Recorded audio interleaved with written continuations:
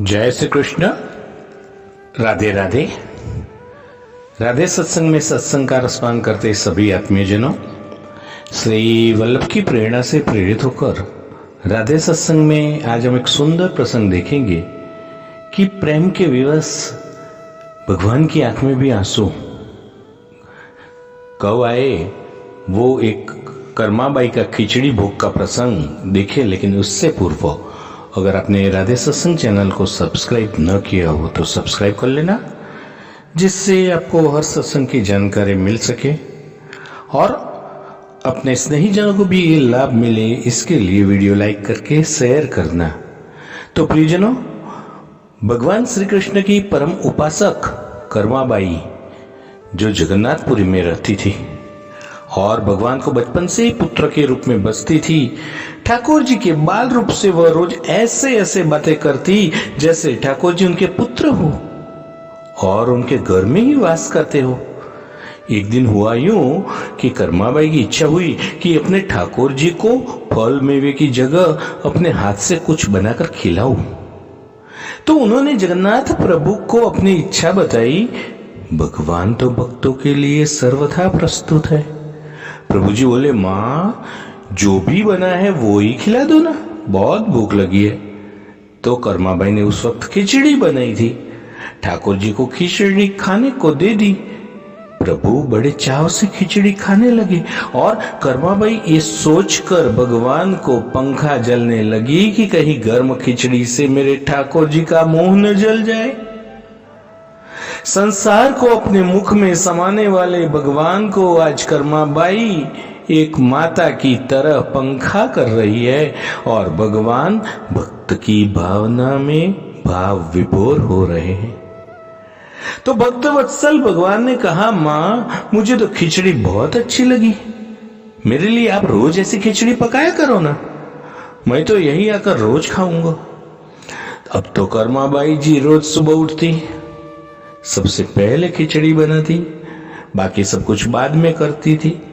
भगवान भी सुबह सुबह दौड़ते चले आते ही कहते, मां जल्दी से मेरी प्रिय खिचड़ी लाओ। और प्रतिदिन यही क्रम हो गया। भगवान सुबह सुबह आते, भोग लगाते, फिर चले जाते। और एक बार एक महात्मा कर्माबाई के पास आया तो महात्मा ने उन्हें सुबह सुबह खिचड़ी बनाते हुए देखा तो नाराज होकर कहा, माता जी आप क्या कर रही हो? सबसे पहले नहा धोकर पूजा पाठ करनी चाहिए, लेकिन आपको तो पेट की चिंता सताने लगती है। कर्माबाई बोली, क्या करूं महाराज जी, संसार जिस भगवान की पूजा अर्चना कर रहा होता है वही सुबह सुबह भूखे आ जाते हैं, उनके लिए ही तो सब काम छोड़कर खिचड़ी बनाती हूं। तो महात्मा ने सोचा कि शायद कर्माबाई की बुद्धि फिर गई है। यह तो ऐसे ही बोल रही है कि जैसे भगवान इसकी बनाई खिचड़ी को ही लिए भूखे बैठे हैं। महात्मा कर्माबाई को समझाने लगे, माता जी तुम भगवान को अशुद्ध कर रही हो। सुबह स्नान के बाद पहले रसोई की सफाई करो और फिर भगवान के लिए भोग बनाओ। तो अगले दिन कर्माबाई ने ऐसा ही किया। जैसा ही सुबह हुई भगवान आए और बोले, मां मैं आ गया हूं, खिचड़ी लाओ। कर्माबाई ने कहा, प्रभु अभी मैं स्नान कर रही हूं, थोड़ा रुको। थोड़ी देर बाद भगवान ने फिर आवाज लगाई, जल्दी करो मां, मेरे मंदिर के पट खुल जाएंगे, मुझे भी जाना है। वो फिर बोली, अभी तो मैं रसोई की सफाई कर रही हूं प्रभु। भगवान सोचने लगे कि आज मां को क्या हुआ, ऐसा तो पहले कभी नहीं हुआ। फिर जब कर्माबाई ने खिचड़ी परोसी तब भगवान ने झटपट करके जल्दी जल्दी खिचड़ी खाई। परंतु हुआ क्या, आज खिचड़ी में भी रोज वाले भाव का स्वाद भगवान को नहीं लगा। फिर जल्दी जल्दी में भगवान बिना पाए ही, बिना पानी पिए मंदिर की ओर भागे। तो भगवान ने बाहर महात्मा को देखा, समझ गए, अच्छा तो ये बात है, मेरी मां को यह पट्टी इसी ने पढ़ाई है। अब यहां ठाकुर जी मंदिर के पुजारी ने जैसे ही मंदिर के पट खोले तो देखा भगवान के मुख पर तो खिचड़ी लगी है। पुजारी जी बोले, प्रभु जी ये खिचड़ी आपके मुख पर कैसे लग गई? भगवान ने कहा, पुजारी जी मैं रोज मेरे कर्माबाई के घर पर खिचड़ी खाकर आता हूँ। आप माँ कर्माबाई जी के घर जाओ और जो महात्मा उनके यहाँ ठहरे हुए हैं उनके समझाओ। उसने मेरी माँ को गलत पट्टी समझा दी है, गलत पट्टी पढ़ाई है।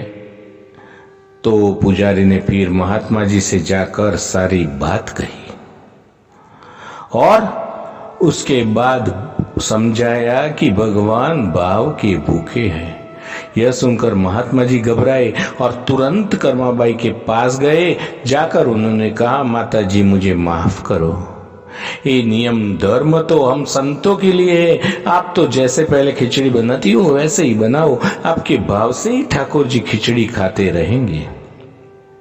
और फिर एक दिन ऐसा हुआ कि जब कर्माबाई के प्राण छूट गए, उस दिन पुजारी ने मंदिर के पट खोले तो देखा कि भगवान की आंखों में आंसू हैं और प्रभु रो रहे हैं।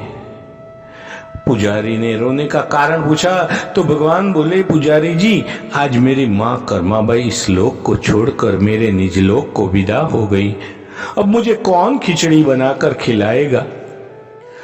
तो ये सुनकर पुजारी जी ने कहा, प्रभु जी आपको माँ की कमी महसूस नहीं होने देंगे। आज के बाद आपको सबसे पहले खिचड़ी का भोग ही लगेगा। और इस तरह आज भी जगन्नाथ भगवान को खिचड़ी का भोग लगाया जाता है। भगवान और उनके भक्तों की यही तो अमर कथाएं अटूट आस्था और विश्वास का प्रतीक है। ये कथाएं प्रभु प्रेम के स्नेह को दर्शाने के लिए अस्तित्व में आई है कि प्रभु सिर्फ सच्चे और पवित्र भाव के भूखे हैं। आप भी इन कथाओं के माध्यम से भक्ति रस को चखते हुए आनंद के सरोवर में डुबकी लगाए। प्रियजनों, ईश्वर की शक्ति के आगे तर्कशीलता भी नतमस्तक हो जाती है। तभी तो चिकित्सा विज्ञान के लोग भी कहते हैं कि दवा से ज्यादा दुआ काम आती है।